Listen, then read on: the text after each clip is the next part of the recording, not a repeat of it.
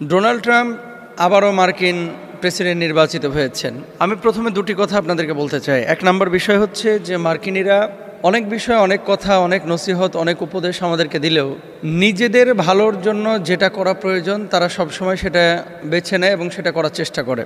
দেখেন, গত টার্মেও Hillary Clinton সে কিন্তু হারলো, এবার আবার কমলা হ্যারিস সেও হারলো। আমি যে বিষয়টি বলতে চাচ্ছি যে আল্লাহর হাবিব সাল্লাল্লাহু আলাইহি ওয়াসাল্লামের হাদিস দেখেন কি ছিল, যে কোনো জাতির উপরে যদি নারীর নেতৃত্ব, প্রেসিডেন্ট বা এরকম রাষ্ট্রীয় বড় দায়িত্ব যদি নারীর উপরে দেওয়া হয়, আল্লাহ তাআলা সুবহানাহু ওয়া তাআলার রহম থেকে, বারাকা থেকে সে জাতি বঞ্চিত হয়। এর মানে এই না যে নারীকে খোটা দেওয়া হচ্ছে, নারীকে ছোট করা হচ্ছে। কুল্লুকুম রাইন ওয়া কুল্লুকুম মাসউলুন আন রাইয়াতিহি, প্রত্যেককে আল্লাহ সুবহানাহু ওয়া তাআলা আলাদা আলাদা দায়িত্ব দিয়েছেন, প্রত্যেকে তার দায়িত্বের ব্যাপারে জিজ্ঞাসিত হবে। এটা হচ্ছে রাসূল আকরাম সাল্লাল্লাহু আলাইহি ওয়াসাল্লামের ভাষ্য, বক্তব্য। ডোনাল্ড ট্রাম্প আবারও নির্বাচিত হলো। গত 2 টার্মে নারী বিরোধী দলীয় ছিল, তাদেরকে মানুষ নির্বাচনে নির্বাচিত করলো না, বা প্রেসিডেন্ট নির্বাচিত করলো না আমেরিকার মানুষ। তো তারা আবার দেখেন যে আমাদের এই দক্ষিণ এশিয়ার অঞ্চলগুলোতে, পাক ভারত উপমহাদেশে বিভিন্ন জায়গায় নারীর নেতৃত্ব নিয়ে, নারীর অধিকার নিয়ে, নারীর ক্ষমতায়ন নিয়ে অনেক কথা বলে, কিন্তু সিল মারার ক্ষেত্রে তারা কিন্তু আবার পুরুষকে নির্বাচিত করছে। বারবার একই ঘটনা কিন্তু ঘটছে। সিল মারার সময় তারা পুরুষকে মারতেছে, আর বলার সময় নারীর অধিকার নিয়ে অনেক সোচ্চার। আমরা বলি যে অন্য ধর্মে নারীকে কিভাবে দেখেছে এটা আমরা অনেক আলোচনা করেছি, কিন্তু ইসলাম নারীকে স্পেসিফিক কিছু দায়িত্ব দিয়েছে। প্রথমত দায়িত্বটা কি? ওয়াকরনা ফি বুয়ুতিকুন্না ওয়ালা তাবাররাজনা তাবাররুজাল জাহিলিয়া। নারীর জায়গা হচ্ছে পরিবার, কিন্তু একটা বিশাল সেগমেন্ট।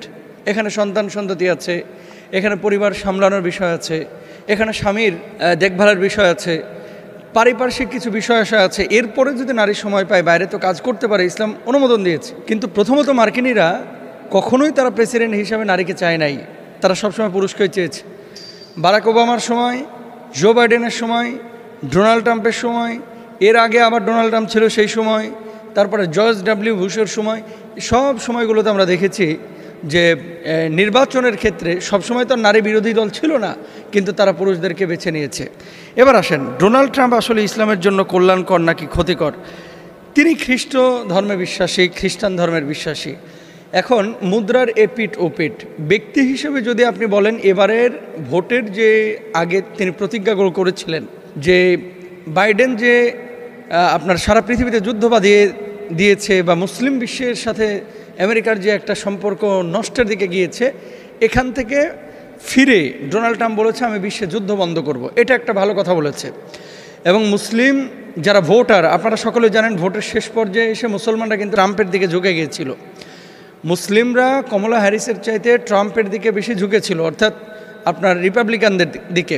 মিশিগানে একটা অনুষ্ঠানে যখন ভোটের প্রচারণা চালাচ্ছিল ডোনাল্ড ট্রাম্প, তখন বলছিল যে মুসলিম ফর ট্রাম্প। ডোনাল্ড ট্রাম্প বারবার এই কথাটা বলছিল যে মুসলিম ফর ট্রাম্প, মানে মুসলমানরা হচ্ছে ট্রাম্পের জন্য।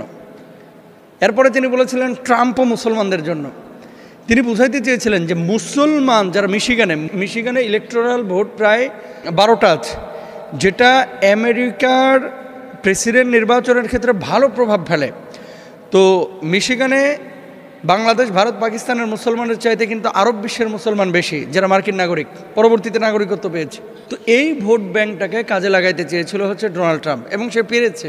এখন আপনি যদি বলেন যে ইসলামের জন্য কতটা কল্যাণকর আর কতটা ক্ষতিকর, তাহলে এটা আল্লাহ সুবহানাহু ওয়া তাআলা ছাড়া কেউ বলতে পারবে না, যেহেতু নতুন নির্বাচিত হয়েছে। তবে আমরা আশাবাদী, যুদ্ধবন্ধের কথা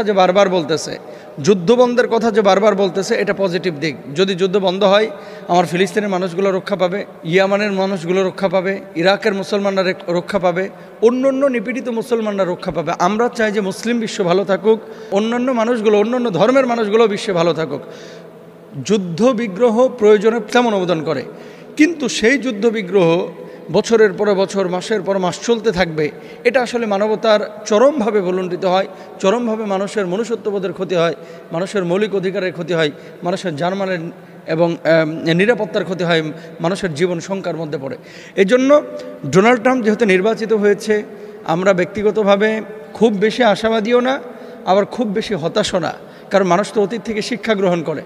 উনি যদি অতীত থেকে শিক্ষা গ্রহণ করে সত্যিকার অর্থেই যুদ্ধ বন্ধ করেন, ইউক্রেনের যুদ্ধ, ফিলিস্তিনে ইসরায়েলি আগ্রাসন, এগুলো যদি বন্ধ করে, অবশ্যই মুসলিম বিশ্বের জন্য সেটা কল্যাণকর। আর যদি বন্ধ না করে তাহলে আমরা আল্লাহর কাছে দোয়া এবং নিজেদের প্রচেষ্টা ছাড়া কখনোই আমরা আমাদের ভাগ্যের পরিবর্তন করতে পারবো না। কারণ সে জাতির ভাগ্যের পরিবর্তন আল্লাহ তাআলা ঘটান যে জাতি আল্লাহ সুবহানাহু ওয়া তাআলার পথে চলে নিজেরা চেষ্টা প্রচেষ্টা এবং দোয়া করে। আল্লাহ তাআলা তৌফিক দান করুন।